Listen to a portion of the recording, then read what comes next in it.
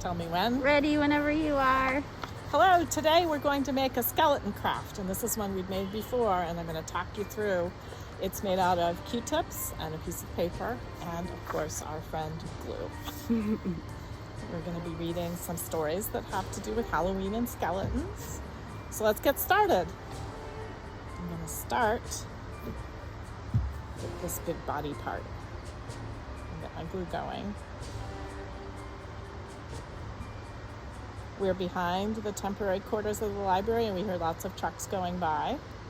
So you might too. So here is a leg. This is a thigh bone. Some of you might know its appropriate name, which I can't think of right now, but we're going to read a story that tells us. So after story time, I'll be able to tell you. Is it the femur? I think so. All right, now we're gonna do the shin bone.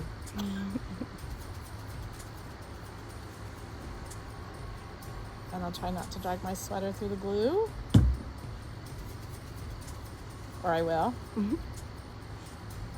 You know, if you wanted to make the skeleton really fancy, and if you had it at home, you could add glitter. One of my favorite ingredients. Now I'm adding the feet, and then ribs. Ribs go up and down this middle part. This is what we're going to add next. I'm getting pretty gluey. 1, 2, 3. These got sticky. 4, 5. The other day at story time, people were telling jokes. So brush up on all your skeleton jokes for these few weeks leading up to Halloween and Day of the Dead.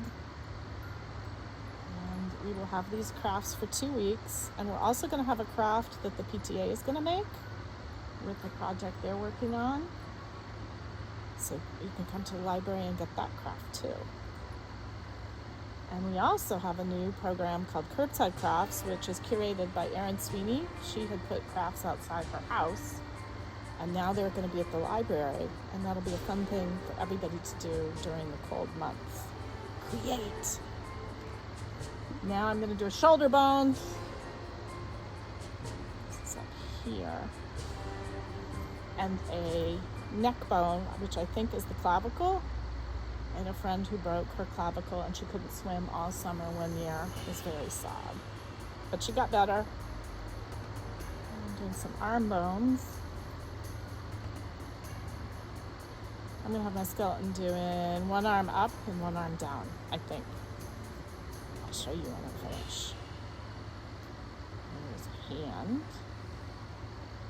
A hand.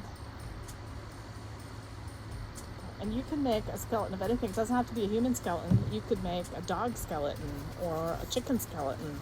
I'm just happening to do a person. Here are my bones.